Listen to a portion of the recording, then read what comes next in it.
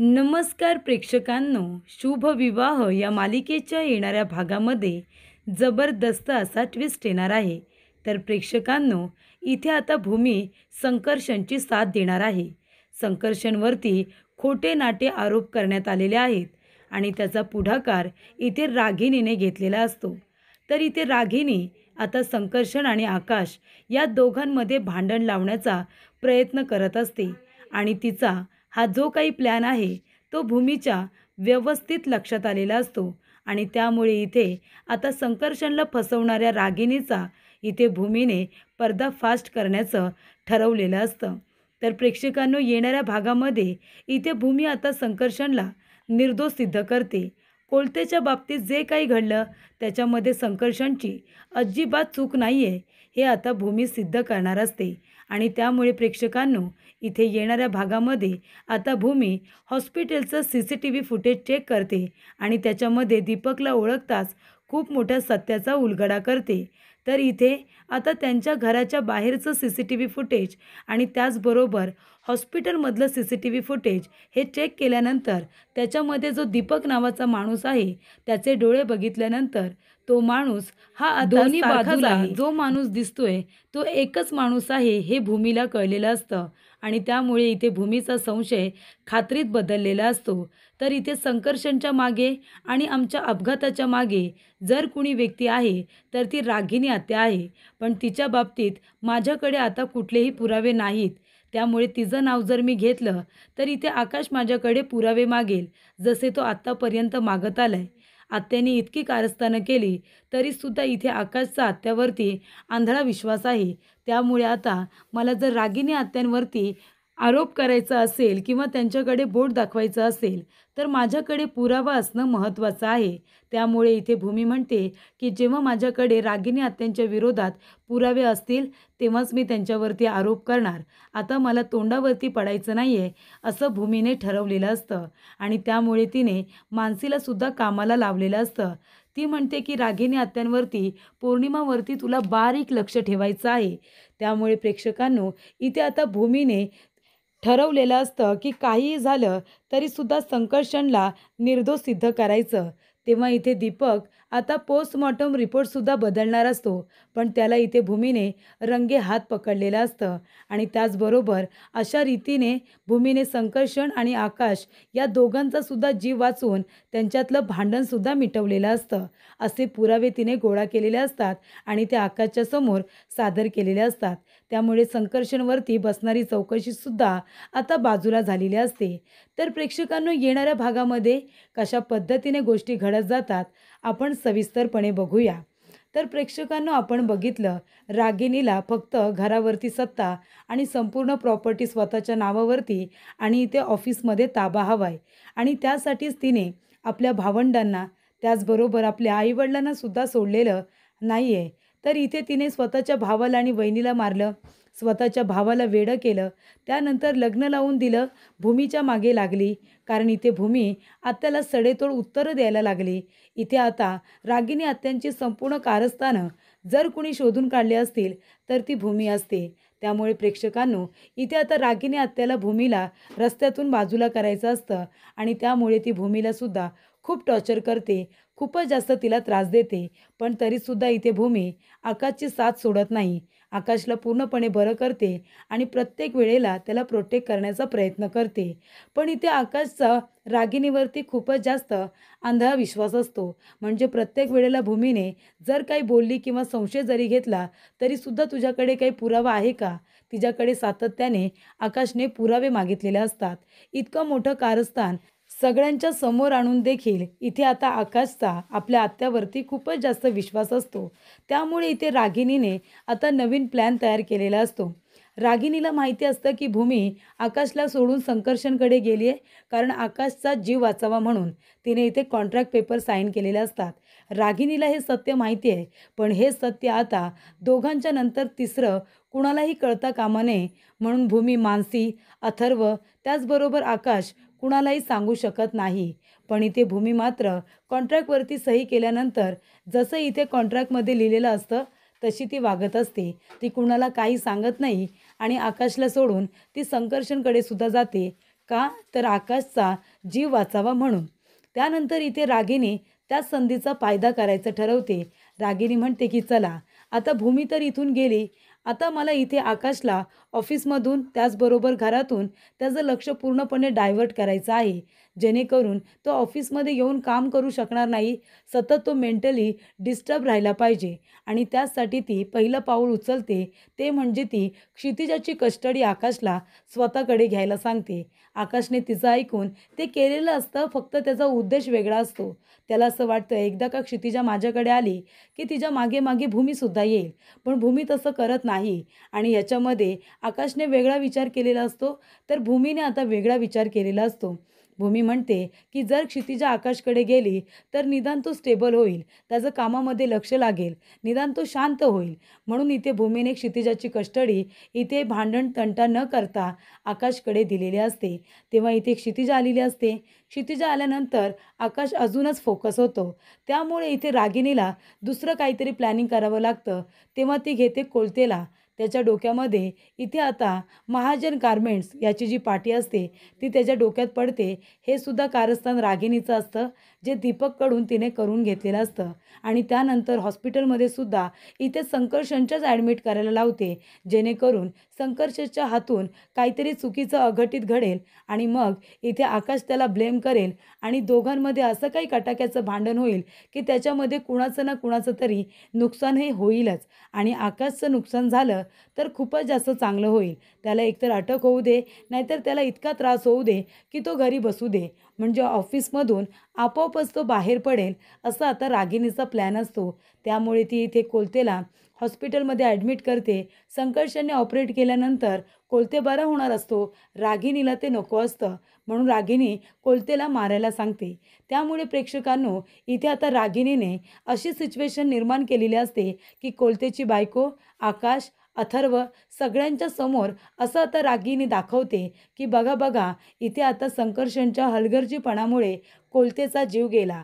जे इंजेक्शन इथे आता संकर्षणने द्यायला हवं होतं, ते इंजेक्शन एका नर्सला द्यायला सांगितलं आणि त्यामुळे कोलतेचा जीव गेला. त्यामुळे इथे कोलतेची बायको चिडते. आकाशला सुद्धा संशय येतो. आकाशला वाटतं की बरोबर आहे, हे सगळं संकर्षणने मुद्दामूनच केलं जेणेकरून माझी बदनामी व्हावी. यासाठी हे जर संकर्षणने केलं असेल ना, तर मी त्याच्या विरोधामध्ये गुन्हा दाखल करेन. आणि आता त्याने तेच केलेलं असतं. त्याच्या विरोधामध्ये आकाशने तक्रार केलेली असते आणि त्यामुळे इथे संकर्षणवरती चौकशी बसणार असते. तेव्हा संकर्षण म्हणतो की माझी काही चूक नाही आहे. तरीसुद्धा इथे आता हॉस्पिटलचे CEO विवेक सर येतात आणि ते इथे संकर्षणला म्हणतात की तुझ्यावरती उद्या चौकशी बसणार आहे, तुला चौकशीला सामोरं जावं लागेल. तेव्हा इथे आकाश महाजन यांनी तुझ्या विरोधामध्ये तक्रार नोंदवलेली आहे. तेव्हा इथे संकर्षण म्हणतो पण सर मी काहीच केलेलं नाही आहे. अहो उगाचच माझ्या इमेजला इथे डाग लागेल जर माझ्यावरती चौकशी बसली तर. तुम्हाला चांगलंच माहिती आहे मी ज्या पेशंटला ऑपरेट करतो तो सहजासहजी दगावत नाही. ही पहिलीच केस आहे अशी. तेव्हा इथे प्रेक्षकांनो विवेक सर म्हणतात तू काही केलेलं नाही आहेस ना, मग चौकशीला घाबरतोयस कशाला? चौकशी बसेल तेव्हा त्यांच्या प्रश्नांची उत्तरं तुला जी योग्य वाटतील ती तुला द्यावीच लागणार आहेत. तू काही केलेलं नाही आहेस, त्याच्यामुळे तुझ्यावरती कुठलेही चुकीचे आरोप होणार नाहीत.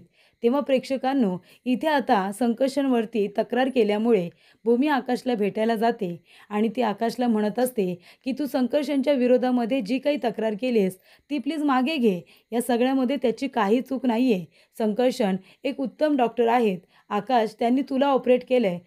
तुझी कंडिशन किती क्रिटिकल होती हे तू विचार अथर्वला, मानसीला. अरे त्यांनी तुला जर ऑपरेट केलं आहे, तुला बरं केलं आहे, तर कोलतेला का नाही करणार? त्यांना तर फक्त साधा एक कट होता, त्यांचा जीव कसा काय जाऊ शकतो? आणि कोलतेची बायको आधी तर व्यवस्थित होती, पण जेव्हा रागिनी आत्या तिला समजावायला गेली त्याच्यानंतर ती डॉक्टर संकर्षण यांच्यावरती अचानकपणे चिडली. डॉक्टर संकर्षण यांनी काही केलेलं नाही आहे. तेव्हा आकाश म्हणतो हो ना, पुरावे दाखव ना. पुरावे दाखव की डॉक्टर संकर्षण यांनी काही केलेलं नाही आहे असा पुरावा सादर कर. तेव्हा भूमी म्हणते ठीक आहे, देईन मी पुरावे, पण एक काम कर आकाश, तू त्यांच्यावरती जी काही तक्रार केली आहेस ना ती मागे घे. कारण मी आता त्या बॉडीचा पोस्टमॉर्टमसुद्धा करायला सांगणार आहे. जेव्हा पोस्टमॉर्टमचा रिपोर्ट येईल ना तेव्हा त्याच्यामध्ये सगळं काही सिद्ध होईल. तेव्हा इथे भूमी म्हणते त्या रिपोर्टमध्ये काहीच येणार नाही आहे, कारण का संकर्षणची काही चूक नाही आहे. तेवढ्यातच तिथे प्रेक्षकांनो आता संकर्षण आलेला असतो आणि तो म्हणत असतो की त्या रिपोर्टमध्ये काहीच नाही येणार, पण जर ते मॅनेज नाही केले तर. तरी ते दीपकने डॉक्टरांना फोन करून संकर्षणला बातमी द्यायला सांगितलेली असते की आकाश महाजन तुम्हाला या प्रकरणामध्ये मुद्दामून अडकवण्याचा प्रयत्न करतोय, कारण इथे आता भूमी महाजन त्यांना सोडून तुमच्याकडे आले म्हणून तो पर्सनल राग तुमच्यावरती काढण्याचा प्रयत्न करतोय. तर इथे कोलतेला मुद्दामून तुमच्या हॉस्पिटलमध्ये ॲडमिट केलं आणि त्याला मारण्यात आलं असं इथे संकर्षणला समजलेलं असतं. त्यामुळे संकर्षण म्हणतो की पोस्टमॉर्टमचे रिपोर्ट जर मॅनेज नाही केले ना, तरच मी इथे निर्दोष सिद्ध होऊ शकतो. कळतंय तुम्हाला? आत्तापर्यंत माझ्या एवढ्या केसेसमध्ये एकसुद्धा पेशंट दगावलेला नाही आहे. माझं एकसुद्धा ऑपरेशन फेल गेलेलं नाही आहे आणि बरोबर मी तुमच्या इथे कामगार मंडळातील एका व्यक्तीचं ऑपरेशन केलं, एका एम्प्लॉईचं मी ऑपरेशन केलं आणि तो माणूस दगावतो. कसं काय? म्हणजे मी त्याला ऑपरेट केलं आहे, तर तो बरोबर आहे, स्टेबल आहे. तिथे आता मशीनसुद्धा सुरू आहे. मी ऑपरेट केल्यानंतर मॉनिटर बरोबर तिथे सुरू होतं. मग नंतर बंद कसं काय झालं? तेव्हा इथे संकर्षण म्हणत असतो की मलासुद्धा खूप प्रश्न पडलेत आणि जर मला तुम्ही या सगळ्या प्रकरणामध्ये जाणून-बुजून अडकवण्याचा प्रयत्न करत असाल, तर मग मी सुद्धा तुम्हाला उत्तर द्यायला बरोबरच तयार आहे, असं संकर्षण म्हणतो. तेव्हा इथे संकर्षण म्हणत असतो की तुमचा पेशंट माझ्या इथे आला आणि बरोबर माझ्यावरती नको-नको ते आरोप झाले. मग कशावरून तुम्ही हे सगळं मुद्दामून करत नाही? तेव्हा आकाश म्हणतो, कशावरून बोलताय हे तुम्ही सगळं?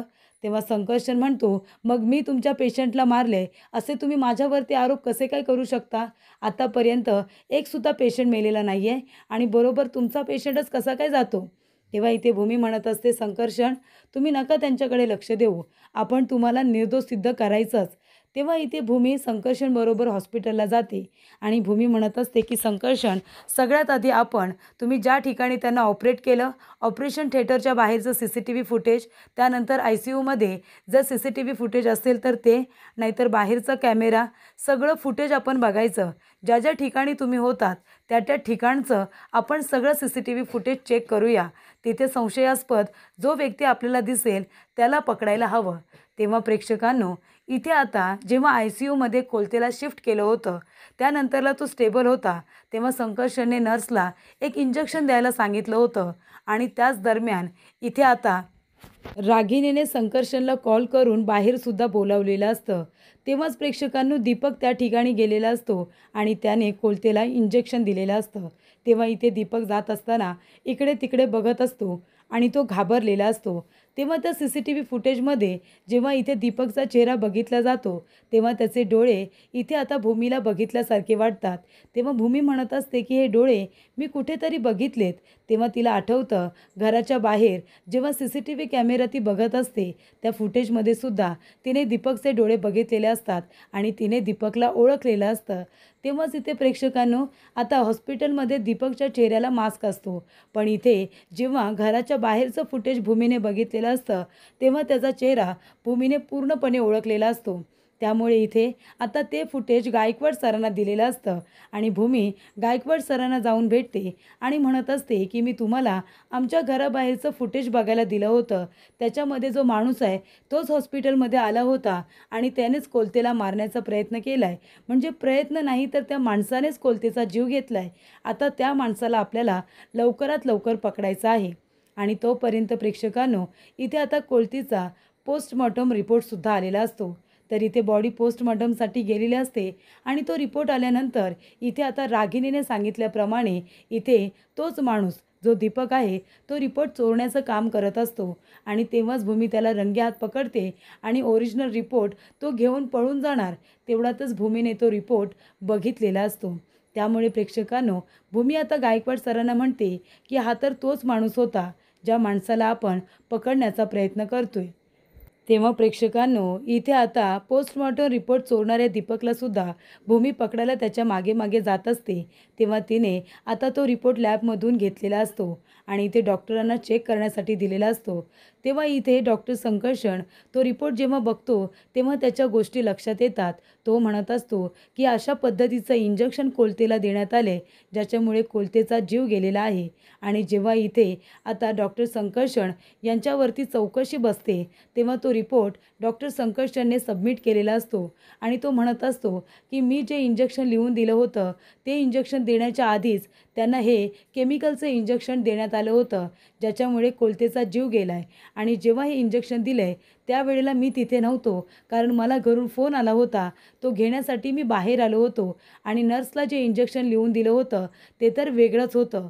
तेव्हा ऑपरेशन थिएटरनंतर ICUमध्ये संकर्षणबरोबर जी नर्स असते तीसुद्धा त्या ठिकाणी आलेली असते आणि जे प्रिस्क्रिप्शन इथे संकर्षणने लिहून दिलेलं असतं ते प्रिस्क्रिप्शन तिथे बसलेल्या मेंबरला दाखवण्यात येतं आणि त्याच्यामध्ये अजिबात त्या इंजेक्शनचा उल्लेख नसतो. हे आता संकर्षणने सांगितलेलं असतं. उलट जे इंजेक्शन मी लिहून दिलं होतं ते सुद्धा मी नर्सलाच द्यायला सांगितलं होतं. ऑपरेट केल्यानंतर मी कोलतेला एकसुद्धा इंजेक्शन दिलेलं नाही आहे आणि जे इंजेक्शन देण्यात आले ते मी त्याला स्वतःला देईन ना. त्या सलाईनच्या बॉटलमधून हे इंजेक्शन देण्यात आले, जे खूपच जास्त घातक आहे, ज्याने माणसाचा जीव जातो. आणि हे इंजेक्शन दुसरं तिसरं कोणी नाही तर हा माणूस जो ICUमध्ये माझ्यानंतर आणि नर्सनंतर जो गेला आहे त्याच माणसाने ते इंजेक्शन दिलं आहे. कारण इथे नर्स जेव्हा आतमध्ये गेली तेव्हा तिने विचारले की तुम्ही कोण? तेव्हा तो म्हणाला की मी इथे हा बॉक्स ठेवायला आलेलो आहे, मेडिसिन बॉक्स. आणि तो हातामध्ये देऊन तो माणूस निघून गेला. तेव्हा नर्स म्हणते की त्या माणसाचे डोळे हे घारे घारे होते आणि तेव्हा भूमी म्हणते की तो माणूस दुसरा तिसरा कुणी नसून हाच माणूस आहे जो आमच्या घराच्या बाहेर आला होता. त्यानेच आमच्या गाडीचे ब्रेक फेल केले होते. त्यामुळे प्रेक्षकांनो, इथे आता घटना तिथपर्यंत मर्यादित राहत नाही. त्यामुळे इथे आता CCTV फुटेजमध्ये दिसणारा माणूस यानेच इथे कोलतेचा जीव घेतला आहे ही गोष्ट स्पष्ट झालेली असते. नर्सने सुद्धा कबुली जबाब दिलेला असतो की डॉक्टर संकर्षण यांनी कुठल्याही पद्धतीचं इंजेक्शन ऑपरेट झाल्यानंतर कोलतेला दिलेलं नाही आहे, कारण तो स्टेबलच होता. जेव्हा डॉक्टर संकर्षण बाहेर गेले, मी सुद्धा बाहेर गेले, त्यानंतरच इथे या माणसाने त्यांना इंजेक्शन देऊन मारलेलं आहे. नाहीतर तोपर्यंत पेशंट हा जिवंत होता, स्टेबल होता असं सांगण्यात आलेलं असतं. त्यामुळे CCTV फुटेजमध्ये तो माणूस आता ICUमध्ये जाताना दिसतो तो दीपक आहे आणि दीपकला लवकरात लवकर पकडायला हवे, म्हणजे या सगळ्याच्या मागे नक्की कोण आहे ते स्पष्ट होईल. त्यामुळे इथे चौकशी दरम्यान इथे डॉक्टर संकर्षण निर्दोष सिद्ध झालेले असतात. त्यांच्या हातून त्या माणसाचा खून झालेला नाही आहे किंवा हलगर्जीपणा झालेला नाही आहे हे तिथे आता सिद्ध झालेलं असतं. कारण इथे नर्सने त्याचबरोबर CCTV फुटेजने हे सिद्ध केलेलं असतं की डॉक्टर संकर्षण त्यावेळेला ICUमध्ये गेलेच नव्हते, हे सुद्धा आता सिद्ध झालेलं असतं. त्यामुळे प्रेक्षकांनो, भूमी आता कोलते वहिनींना भेटते आणि म्हणत असते की हे बघा कोलते वहिनी, तुम्ही जर बघाल तर डॉक्टर संकर्षण यांनी ऑपरेट केल्यानंतर कोलते सर एकदम बरोबर होते. पण हा माणूस आतमध्ये गेला आणि त्या माणसाने इथे कोलते दादांना कुठलं तरी इंजेक्शन दिलं आणि त्यांना मारण्यात आले. हे कुणीतरी जाणून बुजून केले आणि या सगळ्याच्या मागे कोण आहे त्याचा आता शोध सुरू आहे. गायकवाड सरांना मी हे फुटेज दिले, तुम्ही अजिबात काळजी करू नका. हा जो कोणी माणूस आहे ना त्याला आपण लवकरात लवकर पकडू. पण या सगळ्यामध्ये डॉक्टर संकर्षण यांची काही चूक नाही आहे, कारण त्यांनी कुठल्याही पद्धतीचं इंजेक्शन दिलेलंच नाही आहे. आणि जे इंजेक्शन नर्सला द्यायला सांगितलं होतं ते इंजेक्शन घेण्यासाठी नर्स जेव्हा बाहेर गेल्या होत्या त्याच्यानंतर त्या येईपर्यंत त्यांना हे इंजेक्शन देऊन मोकळं केलं होतं. म्हणजे त्याच्या आधीच कोलतेदादांचा जीव गेला होता आणि त्यानंतरला डॉक्टर संकर्षण यांनी दिलेलं इंजेक्शन देण्यात आले. म्हणजे इथे त्या इंजेक्शनचा प्रभाव होण्याच्या आधीच त्यांचा जीव गेला होता. त्याच्यामध्ये संकर्षण किंवा नर्स किंवा हे हॉस्पिटल कुणाची काही चुकी नाही आहे. तुम्ही प्लीज यांना दोष देऊ नका. बाहेरची कुणीतरी अशी व्यक्ती आहे जी त्यांच्या वाईटावरती उठले आणि त्याचबरोबर आमच्यासुद्धा. तेव्हा इथे प्रेक्षकांनो, गायकवाड सर म्हणतात, भूमी मॅडम तुम्ही काळजी करू नका. हा जो कोणी माणूस आहे ना त्याचा चेहरा तर स्पष्टपणे दिसतोय. जिथे कुठे सापडेल त्याला आम्ही रंगेहात पकडू, असं आता गायकवाड सरांनी भूमीला आणि आकाशला सुद्धा सांगितलेलं असतं. तेव्हा भूमी म्हणते, आकाश तुला अजून हवेत का पुरावे संकर्षण निर्दोष असल्याचे?